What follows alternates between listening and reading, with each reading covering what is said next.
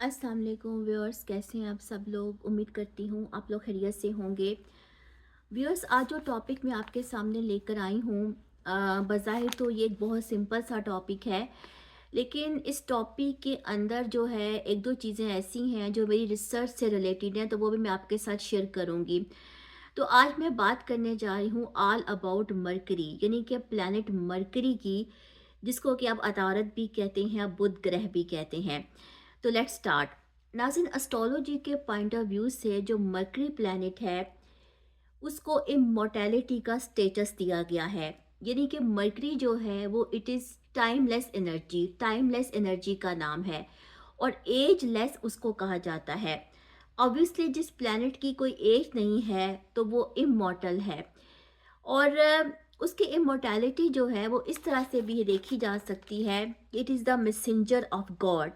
Mercury को जो है वो मैसेंजर ऑफ गॉड कहा जाता है, यानी कि डिवाइन पैगाम को लेकर आने वाला। तो अगर एक लिहाज से देखा जाए तो प्लैनेट मरकरी जो है वो उन लोगों को या उन ग्रुप्स को या उन लोगों को दिखाता है या उन फिगर्स को दिखाता है जो कि अल्लाह के मैसेज को लेकर आते हैं, ठीक है, या अल्लाह के मैसेज को या डिवाइन एनर्जी को या डिवाइन मैसेज को प्रमोट करते हैं। अब इसमें जो है वो एंजल्स भी आ जाते हैं, प्रॉफिट्स भी आ जाते हैं।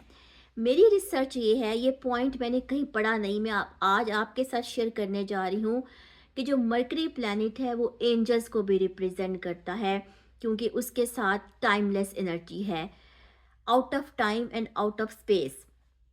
अच्छा, दूसरी बात ये है नाज़रीन, क्योंकि मरकरी जो है वो ड्यूअलिटी के ऊपर बेस करता है, यानी उसका उसके साथ जो है वो ड्यूअलिटी है।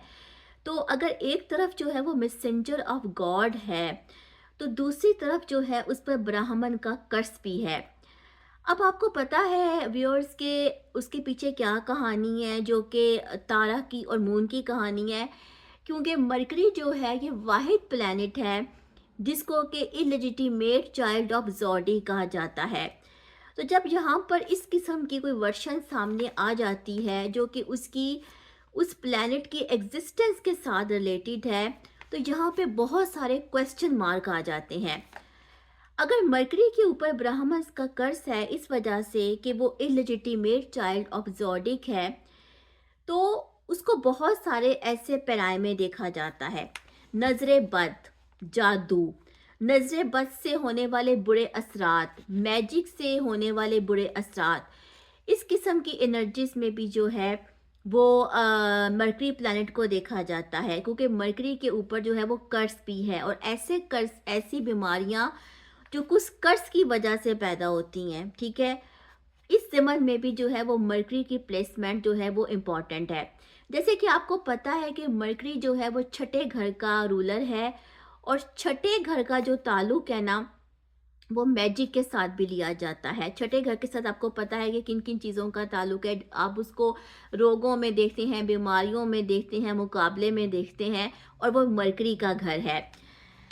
अच्छा, दूसरी बात ये है नाज़रीन कि जो मरकरी है ना वो हमारे चाइल्डहुड को रिफ्लेक्ट करता है।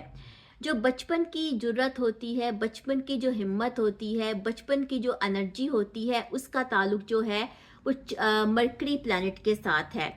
अगर किसी वजह से मरकरी प्लैनेट जो है वो एफ्लिक्ट हो जाए चार्ट में, नेटल चार्ट में किसी वजह से, तो चाइल्डहुड के ऊपर बहुत सारे क्वेश्चन मार्क लेकर आता है। जैसे कि मैं आपको अपनी रिसर्च का पॉइंट बताने जा रही हूँ, ये पॉइंट है, ठीक है, कि फर्ज करें कि मरकरी जो है वो अगर छठे घर में हो, कैंसर साइन में हो, किसी मेलिफिक प्लैनेट के अंडर हो, या उसके साथ कोई मेलिफिक प्लैनेट हो, या उसका कोई मून के साथ कोई कनेक्शन बन रहा हो और छठे घर में बन रहा हो, तो ऐसे शख्स की जो बर्थ है ना, या उसका जो बर्थ एनवायरनमेंट है, उसके ऊपर एक क्वेश्चन मार्क आ सकता है। क्योंकि अगर आप छठे घर के सिग्निफिकेटर्स को डेप्थ में जाकर पढ़ेंगे ना, तो जो छठा घर होता है ना व्यूअर्स, उसका ताल्लुक ब्रॉथल हाउसेस के साथ होता है, प्रोस्टिट्यूशन के साथ होता है। तो यहाँ पे ऐसे शख्स का जो चाइल्डहुड है या उसकी मदर की एनर्जी जो है वो इस किस्म की किसी चीज़ के साथ वाबस्ता हो सकती है, जिसको कि हम ब्रॉथल हाउस कह सकते हैं, ठीक है। अच्छा, दूसरी बात यह है व्यूअर्स कि ये आपको पता है कि मरकरी की राशि में जो है वो वीनस डेबिलिटेटेड हो जाता है, ठीक है? तो समटाइम्स कुछ ऐसी चीज़ें भी मरकरी के साथ रिलेट की गई हैं, जैसे कि होम्योसेक्सुअलिटी है, जैसे कि लेस्बियंस, गेस, इस किस्म की जो एनर्जी है वो भी मरकरी प्लैनेट के साथ जो है वो एसोसिएटेड है, क्योंकि मरकरी जो है उसकी कोई जेंडर नहीं है, ठीक है? एस्ट्रोलॉजी के पॉइंट ऑफ व्यू से वो एक सेक्सलेस ग्रह है। अच्छा, अब दूसरी बात ये है नाज़रीन कि जो मरकरी है, क्योंकि वो वाट फैक्टर है, ठीक है? अगर हम इसको थोड़ा-सा मेडिकल पॉइंट ऑफ व्यू से देखें, मरकरी जो है वो वाट फैक्टर है, लेकिन वो जिस ग्रह के साथ बैठता है ना, तो वो उसका इन्फ्लुएंस लेता है और इसका ताल्लुक ह्यूमन साइकोलॉजी के साथ बहुत गहरा है। इंसानी दिमाग के जो है वो 2 हिस्से हैं, 2 हेमिस्फीयर्स हैं। एक को मून कंट्रोल करता है और एक को मरकरी कंट्रोल करता है। तो मरकरी का ताल्लुक psychological problems, depression, anxiety, nervous disorder के साथ है और मृत्यु के साथ भी है। अब आप कहेंगे कि मृत्यु के साथ क्यों है? देखें, मरकरी की जो राशि है ना जमेनाई, उसके अंदर एक नक्षत्र आता है जिसको कहते हैं आद्रा नक्षत्र।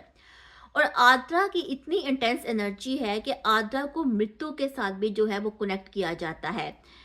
अब नर्वस सिस्टम है इंसान का, इंसान के अंदर पूरा नर्व्स का नेटवर्क बिछा हुआ है, ठीक है? तो अगर उसके अंदर कोई ब्लॉकेज आ जाए किसी वजह से, कोई नर्वस सिस्टम में कोई ब्लॉकेज आ जाए, तो क्या होता है? इंसान मफलूज हो सकता है ना, या उसकी डेथ हो सकती है, कोई भी ऐसी चीज़ हो सकती है। तो मरकरी जो है बहुत इंटेंस एनर्जी रखता है इस हवाले से। अच्छा, एक और बात है नाज़रीन, जैसे कि अगर हम फॉरेन सेटलमेंट्स की बात करें, वैसे तो मरकरी का ताल्लुक शॉर्ट ट्रैवल्स के साथ है क्योंकि थर्ड हाउस का रूलर है, लेकिन आप देखिए छठे घर से पोलर एक्सिस पर 12 हाउस है। चूंकि मरकरी जो है वो टाइमलेस एनर्जी है, ठीक है? और जो ऐसे ग्रह होते हैं ना, उनका ताल्लुक फॉरेन एनर्जी के साथ होता है, फॉरेन सेटलमेंट के साथ होता है, क्योंकि उसके पोलर एक्सिस पर 12 हाउस है जो कि फॉरेन सेटलमेंट का है। तो फॉरेन सेटलमेंट के ज़मरे में भी मरकरी की एनर्जी को जो है वो नज़रअंदाज नहीं किया जाना चाहिए। तो नाज़रीन, ये मेरी एक मुख्तसर सी स्टडी थी, थोड़ी रिसर्च भी थी जो मैंने आपके साथ शेयर की। तो इंशाल्लाह जो है वो किसी और टॉपिक के साथ आती हूँ। उम्मीद करती हूँ कि आपने इससे कुछ ना कुछ सीखा होगा। अल्लाह हाफ़िज़।